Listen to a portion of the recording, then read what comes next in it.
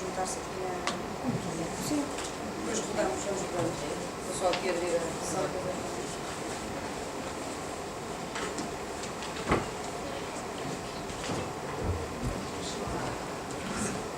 Depois, se calhar...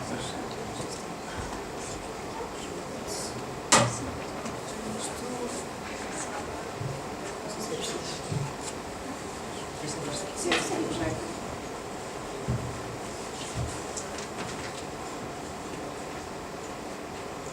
Ora, então, muito boa tarde.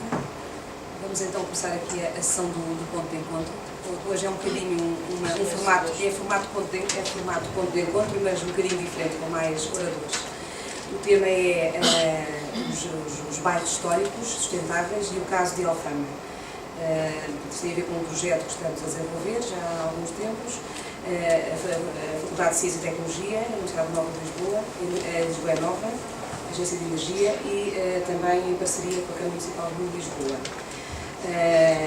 A estrutura da apresentação, portanto, vamos ter três apresentações. A primeira será a professora Júlia Seixas, da Faculdade de Ciência e Tecnologia. Depois, que irá fazer uma apresentação geral do projeto Alfama. E depois falará o arquiteto Luís Ruivo e a arquiteta Inês Pereira sobre o plano pormenor e a integração do projeto com o plano pormenor. E depois falarei eu para um site que nós escolhemos, um local que escolhemos de intervenção, portanto ainda são só ideias e soluções que estão a ser exploradas com a parte do Dom Frederico. E, portanto, passaria, então, a palavra à professora Júlia Seixas.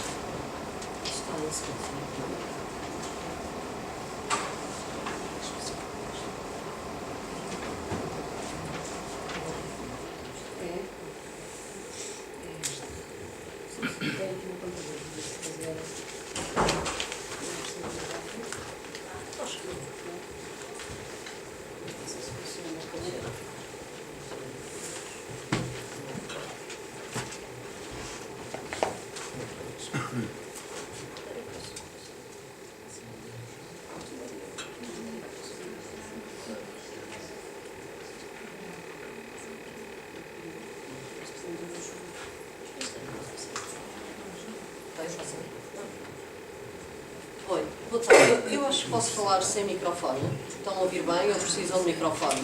Não? Não é necessário microfone. Não está a ser gravado. O microfone Sim, está aqui. sim.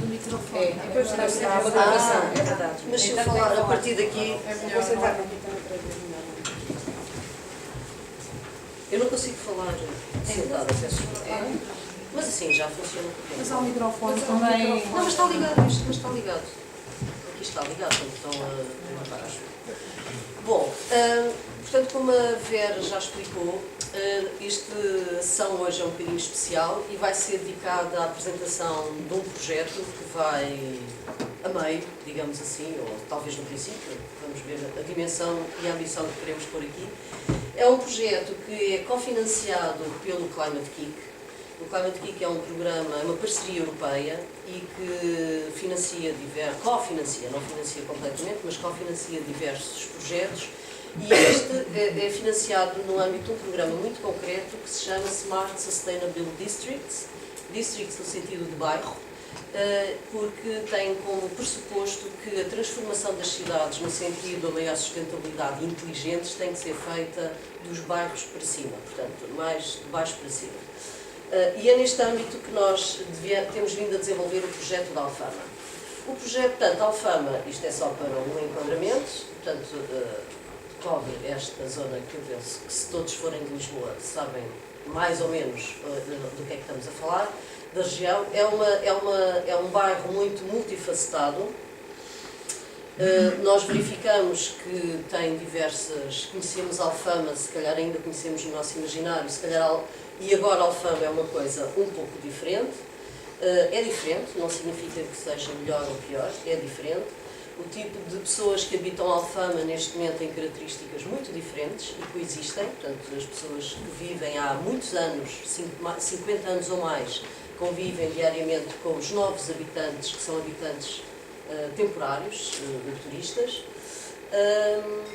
o tipo de atividades que nós víamos, ainda vemos um bocadinho, muito raramente, este aspecto da esquerda, passou a ser dominado pela atividade do turismo. E, portanto, nós temos aqui alguns aspectos que devemos ter em atenção.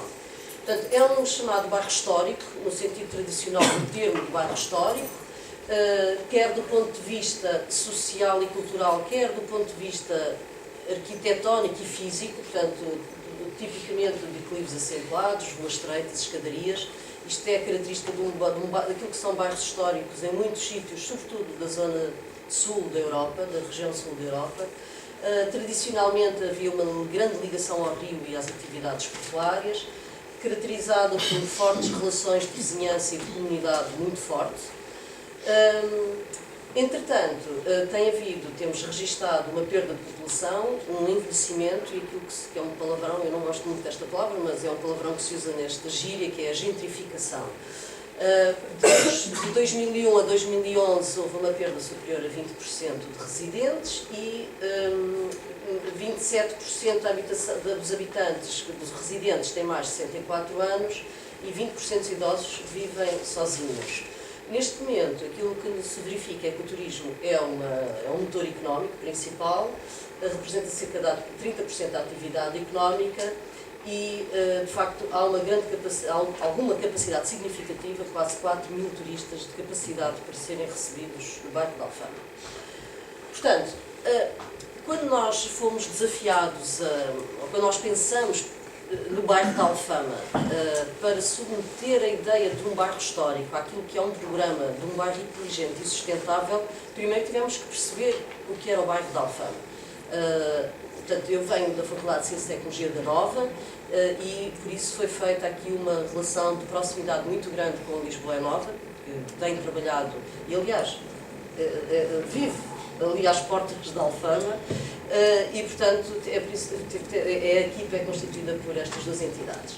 Os objetivos que, na altura, que nós estabelecemos são essencialmente estes três. Portanto, por um lado, responder às necessidades das populações que lá vivem, que são tipicamente populações idosas e vulneráveis quer socialmente, quer economicamente. Atrair novos residentes, porque os bairros têm que viver com novas famílias para se renovarem e encontrar um equilíbrio com o turismo sustentável. Portanto, isto são objetivos pacíficos, diria eu, mas podemos conversar um bocadinho mais depois no debate. Aquilo que é o conceito-chave deste projeto é que, desde o princípio, é que nós quisemos perceber ou identificar como é que a sustentabilidade ou o desenvolvimento sustentável pode ser o motor desta renovação deste bairro. E a sustentabilidade, estamos aqui a assumir esta palavra na sua plenitude, que significa a componente ambiental, significa a componente social e também a componente económica. Vão ver mais adiante estas três componentes. O outro aspecto muito importante para o desenvolvimento deste projeto é que não queríamos fazer este projeto a partir de gabinetes, a partir de muita informação, mas fechado. Portanto, é um processo que foi muito participativo, que envolveu residentes, empresas, entidades públicas, academia e investigação. Portanto, os problemas críticos que nós entendemos, olhando para o espaço do bairro, andam à volta destas três questões. Por um lado, na componente dos edifícios, muitos casos, eu não vou expandir-me aqui muito, porque há muito a falar sobre a Alfama, mas não vou expandir muito, porque eu acho que se calhar o mais interessante depois é chegarmos ao debate, depois de ouvirmos tudo, mas a Alfama está a sofrer uma grande transformação no que diz respeito a edifícios, mas identificam-se necessidades bastante significativas de reabilitação e tendo em conta, sobretudo, aspectos de eficiência energética que tipicamente conduzem a melhorias do conforto térmico dos seus habitantes, de quem habita esses edifícios. Por outro lado, os aspectos de mobilidade são também muito importantes, são importantes enquanto desafios neste tipo de bairros históricos, porque pela configuração física são espaços muito difíceis de promover uma mobilidade convencional, em que nós estamos habituados, autocarros, carros particulares, etc. E, portanto, isto significa que põe-se aqui problemas que são típicos e são interessantes para desenvolver soluções inovadoras. Quando estamos aqui a falar da mobilidade, nós estamos também a referir-nos às necessidades de mobilidade das pessoas que habitam aquele bairro. São pessoas, como viram, com alguma idade e, portanto, com escadaria e com muitas escadarias e, portanto, com necessidades adicionais que lhe facilitem a mobilidade dentro do bairro. E, portanto, pensámos que havia aqui e há aqui aspecto para inovação. Depois, o outro aspecto também muito importante, que é o terceiro, são os espaços públicos. Os espaços públicos em duas vertentes principais, enquanto espaços para manter aquilo que é típico destes bairros, e é para esta autenticidade que os turistas gostam de ir à Alfama, que é a vivência do bairro, que muitas vezes, e na maior parte dos casos, se faz na rua, isto por um lado, e por outro lado, também terem atenção estes espaços públicos, numa perspectiva de serem espaços resilientes àquilo que nós sabemos hoje e temos informação que podem ser impactos de alterações do clima. Por exemplo, um aumento de frequência de ondas de calor. Por exemplo, um aumento da frequência de cheias rápidas. E, portanto, os espaços públicos, tipicamente, são os espaços que podem absorver, se forem transformados de forma correta para absorver estes impactos destes fenómenos extremos, são muito importantes. E, portanto, também queremos olhar para os espaços públicos. Portanto, com base nisto, nós desenhamos aqui uma abordagem integradora, em que cruzamos espaços públicos, portanto, resilientes às alterações do clima, mobilidade, que tem que ser uma mobilidade inteligente, não poluente, portanto, eu vou chamar de mobilidade de baixo carbono, e edifícios também eficientes, quer do ponto de vista de consumo de energia, quer do ponto de vista de resiliência também a essas alterações climáticas. Temos depois, cruzamos, portanto, isto são as áreas de oportunidade, chamemos assim, e queremos avaliar, portanto, aquilo que fizemos é avaliar isto também em três eixos.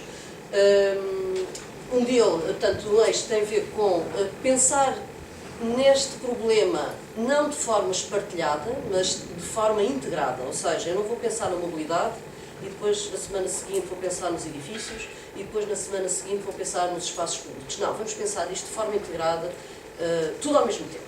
Portanto, pensar a integração em termos de dados e de ferramentas de análise.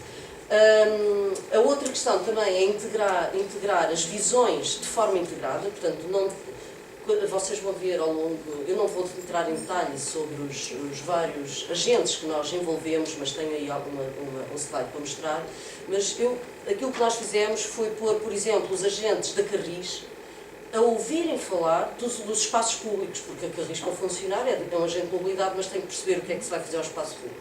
E, portanto, tem que se pensar isto de forma integrada. E as soluções, portanto, e isto para quê? Porque normalmente quando se pensa em inovação, a inovação é tanto mais interessante e mais interessante sob todos os pontos de vista, nomeadamente o económico, se for pensada para diversos fins ao mesmo tempo, e não apenas uma inovação para resolver um problema, outra para resolver outro problema de forma separadamente. Portanto, aqui a ideia é pensar de forma integrada os vários aspectos.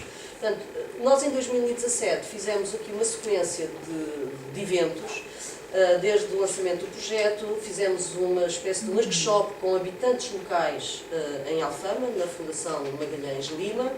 Depois, em 2017, depois trabalhamos em termos de diagnóstico dos principais problemas, mas bem caracterizado, com muito detalhe.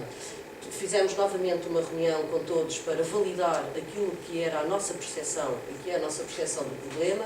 E depois, finalmente, fizemos um workshop estruturado com muitas pessoas, portanto, várias entidades. Portanto, ao longo destas 4, envolvemos cerca de 50 pessoas, que no total representam 30 entidades com interesses diretos ou indiretos no bairro de Alfama. Este último workshop foi muito interessante, porque foi construído de forma a que, perante os desafios, as várias pessoas presentes, organizadas em grupos, em que se misturou academia, investigação, empresas, agentes locais, etc., para propor soluções de forma integrada para as várias questões. Portanto, deste trabalho todo resultou cerca de 17 problemas-chave,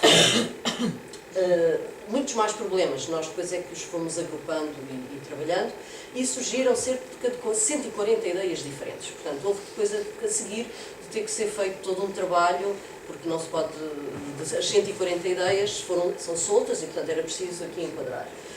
Estes são 3 e 3, 6, são aqueles desafios que foram sempre os mais frequentes, os mais referidos. Portanto, sobretudo é muito interessante os aspectos que foram referidos, o desaparecimento do espírito da comunidade, e isto tem várias explicações, mas aquela que nos saltou mais à vista é o processo que neste momento está a acontecer no bairro de Alfama e noutros, estamos a falar em Alfama, mas muito daquilo que nós aprendemos em Alfama pode ser transposto para outros bairros com estas características, é o facto de muitas pessoas estarem a ser obrigadas a abandonar o bairro de Alfama por renovação de acordo com uma determinada linha. Portanto,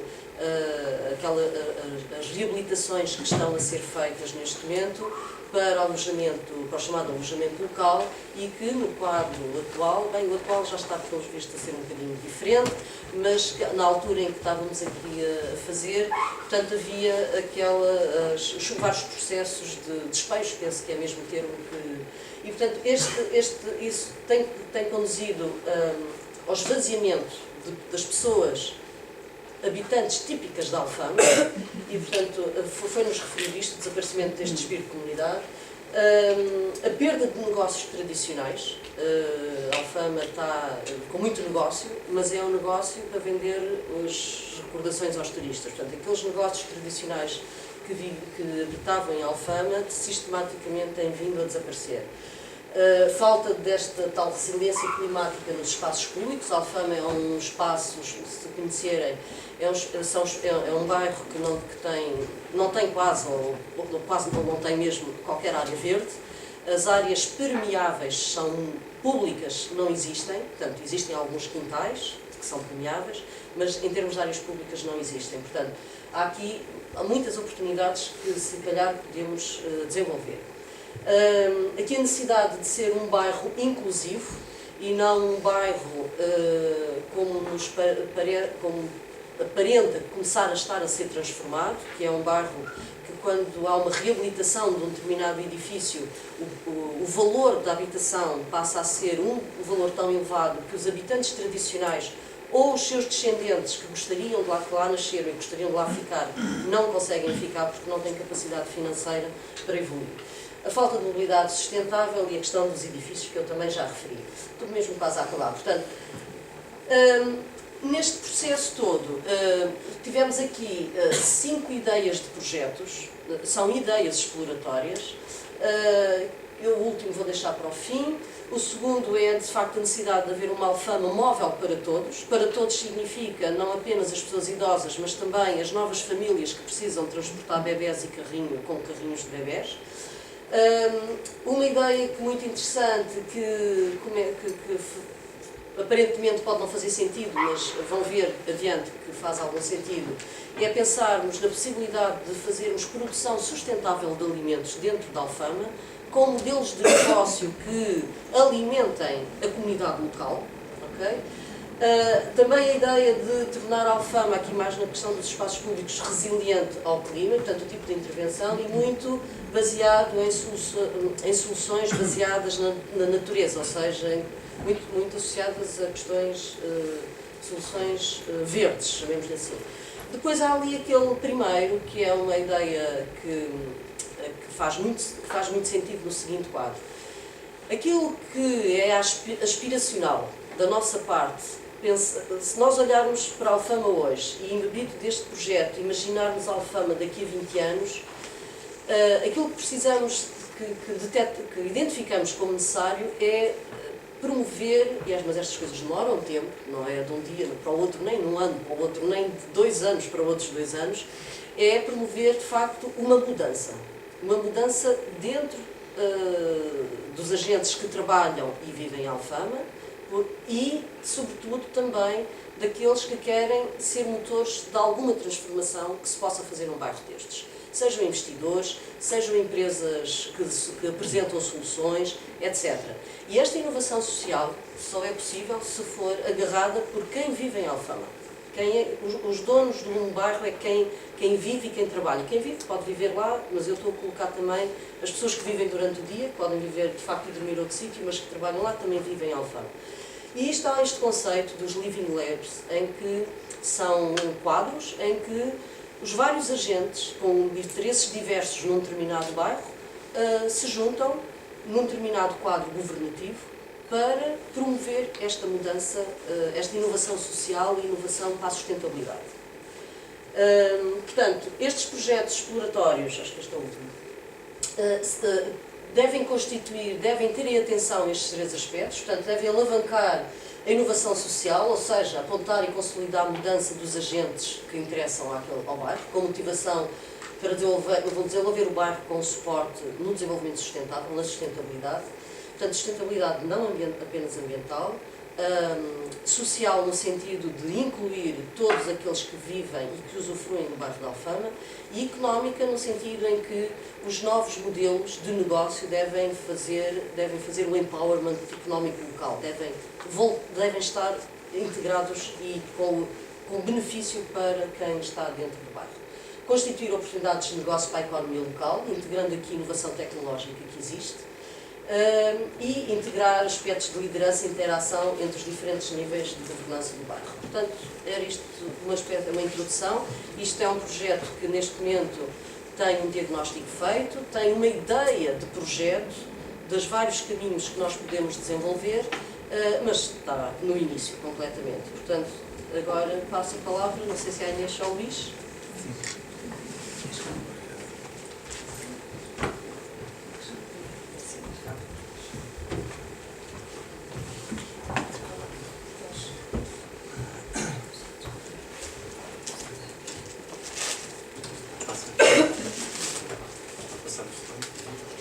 Isso não está funcionando.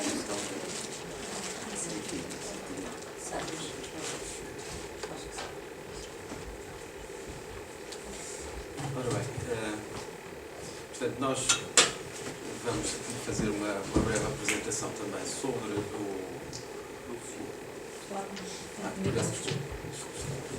Sim, já. Fazer uma breve apresentação sobre o plano de pormenor de reabilitação urbana de Alfama que estamos a desenvolver na Câmara Municipal de Lisboa, portanto, que incide na área de Alfama, mas não só, portanto, abrange a colina toda do Castelo, portanto, incluindo a zona da Moraria, portanto, toda a colina. Aqui o nosso enfoque, a convite aqui da ENOB para esta apresentação, vai incidir sobretudo nas questões que estão aqui em tema, que têm a ver com a sustentabilidade, e com isto estes temas se integram neste âmbito do planeamento. Portanto, nesta zona nós identificamos essencialmente 4 grandes desafios, isto sendo um bairro histórico, portanto, um dos aspectos principais a desenvolver num plano de reabilitação, portanto, de reabilitação urbana, exatamente a salvaguarda do património e, portanto, como conjugar isso, portanto, aumentar a resiliência dos edifícios e a eficiência energética, portanto, compaginá-los com condições atuais, com a manutenção das características arquitetónicas e construtivas e valores culturais em presença. Ao mesmo tempo, portanto, outro dos objetivos será dotar o bairro de espaços públicos acessíveis, que promovam a resiliência e o conforto térmico, portanto, acessíveis aqui no sentido em que sejam, portanto, permitam uma mobilidade para todos, portanto, todas as pessoas com algumas dificuldades possam também utilizá-los, criar condições para a fixação de atividades, portanto, novas atividades, e que haja conciliação com esta nova atividade fortíssima do turismo permita ao mesmo tempo haver atividades de comércio de proximidade que sirvam a população local e também melhorar as condições de mobilidade e acessibilidade em toda a comunidade. Portanto, as questões do trânsito já aqui que foram faladas. Não é? Portanto, estes são, digamos, os principais desafios identificados. E a que o plano, objetivamente, procurará dar resposta. Aqui convém fazer uma referência, portanto, à Estratégia Municipal para a Adaptação às Alterações Climáticas, que é uma estratégia que foi aprovada já em 2016 e que define uma série de ações ou de objetivos, tendo em vista exatamente a adaptação às alterações climáticas e a integração desses objetivos também no planeamento. Portanto, o quadro de referência é que no presente e a médio prazo ocorrerá precipitação excessiva e tempestades e a longo prazo as temperaturas elevadas constituirão a maior ameaça. Portanto, isto é o ponto de partida e definem-se 3 eixos de atuação: de adaptação da cidade às alterações, essas alterações climáticas e, portanto, utilizar aqui, fluir a água, o elemento água como um elemento a introduzir também nessa adaptação.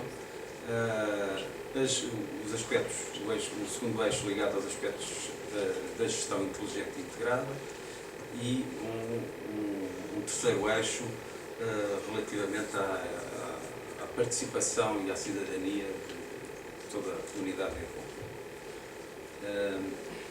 Portanto, aqui destacávamos do conjunto de ações ou de objetivos dessas elencados nesses três eixos, alguns que nos parece que mais se enquadram nos objetivos do plano.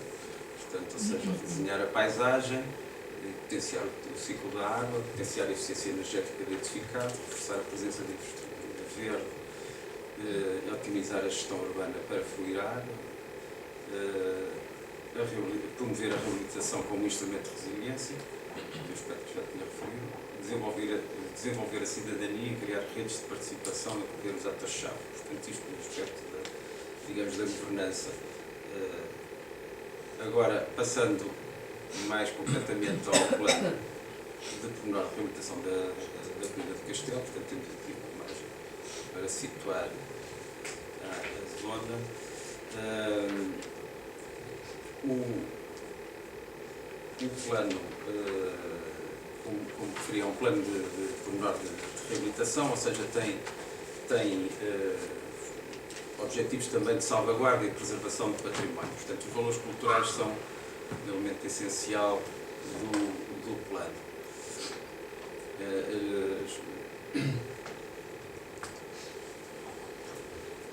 Aqui, portanto, referir que o PDM da cidade já definia dois grandes estrutura patrimonial em dois grandes áreas, portanto, os valores culturais e os valores ambientais, e, portanto, quanto aos valores culturais, ela é estruturada numa carta de património onde estão identificados os imóveis classificados, portanto, todos os imóveis classificados, seja pela administração central, seja pela administração local, portanto, tem digamos, valor minimamente classificado, ou itens de classificação também, porque ela isso obriga. E depois a Câmara também incluiu outros bens de interesse cultural que passam também por edifícios, imóveis ou conjuntos, os logradores associados, objetos singulares que podem ser lojas, portanto as lojas históricas, estatuária, a arte pública e o património paisagístico. Portanto, no âmbito do plano foi feita uma revisão e um aprofundamento desses valores e, portanto, há novas propostas em relação a esse conjunto de valores culturais, a preservar e a defender nestes bairros. Depois uma outra área dos valores culturais, portanto, é a do património geológico e arqueológico, onde se insere, portanto, além da arqueologia e portanto, toda esta área é identificada como nível 2, 1 e 2 a nível portanto, dos valores arqueológicos, é uma área de potencial arqueológico muito elevado, como todos devem compreender. Mas para além disso, aqui uma particularidade que nos interessa bastante é que no património geológico